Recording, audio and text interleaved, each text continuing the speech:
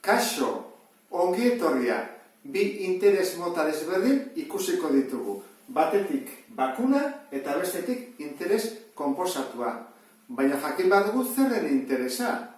Bankuan edo aurrezki kutxa batean dirua sartzen badugu, edukitzeagatik denbora bat, adibidez urte bat edo bi edo behar dena, orduan dirua emango digute. Eta alderantziz, dirua eskatzen badugu, orduan guk banketxe horri dirua itzuli beharko dugu, ez eman digutena bakarrik, baizik gehiago. Zein da bi interesen arteko diferentzia? Interes bakuna proportzio bat da. Ikusi zazue, zer den proportzioa, gogoratu zaitezte. Eta interes konposatua, progresio geometriko bat. Hori ere, begiratu dezakezute beste bideo batean. Orduan, hori nola kalkulatzen da? Formula hauekin. Esaten da, interesa lortzen duguna bukaeran, izango da, kapitala, K, bider urteko korritua edo eskatzen duguten eunekoa, bider denbora, normalean urtetan izaten da. Baldin bada hilabetetan, egin beharko genuke, zati 12 ere bai. Orduan, 3 bidertu, zati 100. Interes konposatuan, azken kapitala berdin, ikusten dezun bezala, kapitala, hasirakoa, bider bat gehi, hemen, jartzen duen bezala, urteko korritua, zati 100, parentesi artean, denbora, urtetan. Orduan, egingo ditugu, 3 problema eta nik uste dut horrekin, gehiago ulertuko dezula. Az gaitezen lehenengoarekin. Bezero batek bere aurrezkiak inbertitu ditu euneko 2,2ko korrituan. Horrek esan edu, urtera emango diotela 2,2. Esan diote, 5 urtean, 1.320 euro irabaziko dituela. Orduan, hemen esaten dugu, zenbateko kopurua inbertitu du, datuak dira orduan. 2,2, 5 urte, pentsa dezagun 1.320 euro hauek interes bakunarekin lortu dugula. Orduan, interesa 1.320 euro. Gero bestetik, kapitala, hori da ez dakiguna. Urteko korritua, zenbat da, esan dugu, 2,2. Euneko 2,2. Eta azkenik, denbora. Denbora, 5 urtetan. Honen, formulan ordezkatuko ditugu. Izen bada, 1.320 berdin. Zatiki bada, kapitala ez dakigu. Urteko korritua, 2,2. Bider. T, denbora, 5 urte. Zati 100. Orain, egin behar duguna da, K isolatu. Hortarako, berekin daudenak, beste aldera pasatuko ditugu. Zatitzen dagoena, beste aldeak didatzen. Ordan da, 1.320, bider 100. 2,2 zatitzen, bidertzen ari delako. Eta 5 bidertzen ari da, baita ere zatitzen. Eta hori izango da, kapitala. 12.000 euro. Horrek esan nahi du, guk sartzen badugu 12.000 euro, 5 urtetan, euneko 2,2 lortuko ditugula diru edukitzagatik kutxa horretan, 1.320 euro gehiago. Bigarren problema honetan, esaten du, kalkulatu 5.000 euro interes konposatuan, beraz hemen, inbertituta lortzen den kapitala. Horra bera galeze dutena, kapitala. Azken kapitala. Urteko, euneko 2ko interesak 5 urtez. Orduan, aurreko probleman bezala, 3 datu jakingo ditugu eta bat faltako zego. Orduan hasiko gara. Azken kapitala. Hori ez dakigu. Hasierako kapitala, zenbat diru jarri dugu? Bai, 5.000 euro. Hurrengoa. Hor jartzen bezala, kreditua. Edo, urteko korritua. Euneko 2. Hora jarko dugu 2. Eta denbora.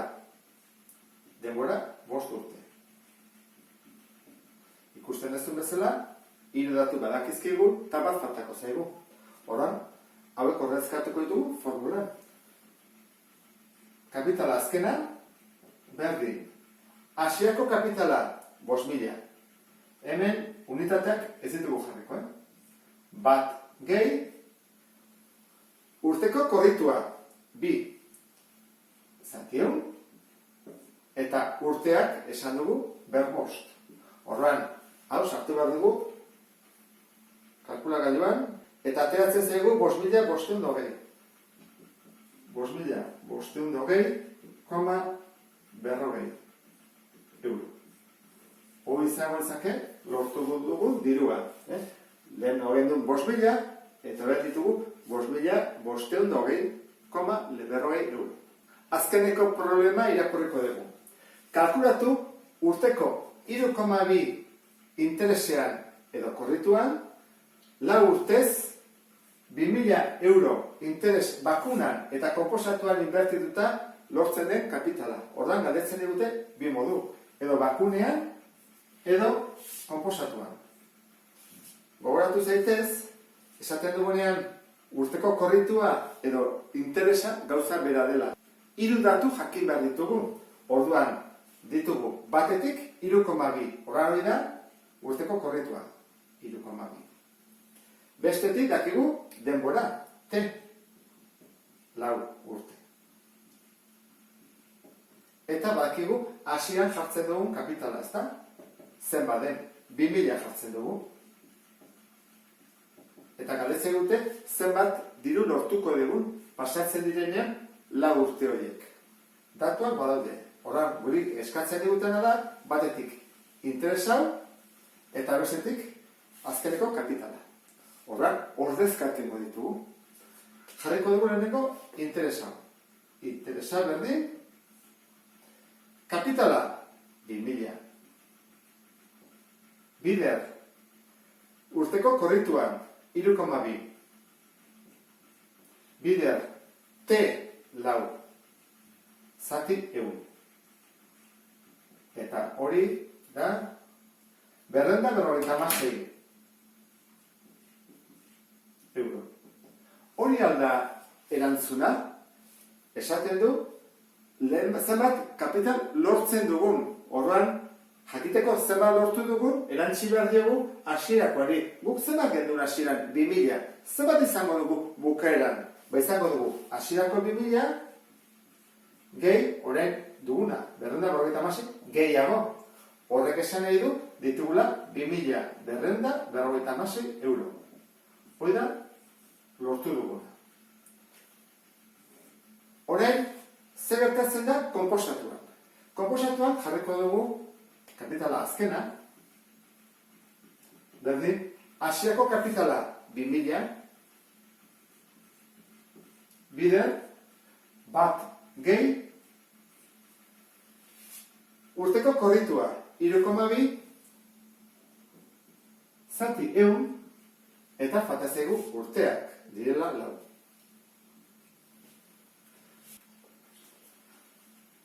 Kapitala azkena berdin 2.278,55 euro. Ikusten dezun bezala, interes bakunean diru gutxiago dugu konposatuan baina. Eta hori zergatik da. Interes bakunean urte ematen digute diru berdina beti pentsatuz 2.000 euro ditugula. Orduan, lehenengo urtean 2.000 euro dituzu hainbeste, 3,2.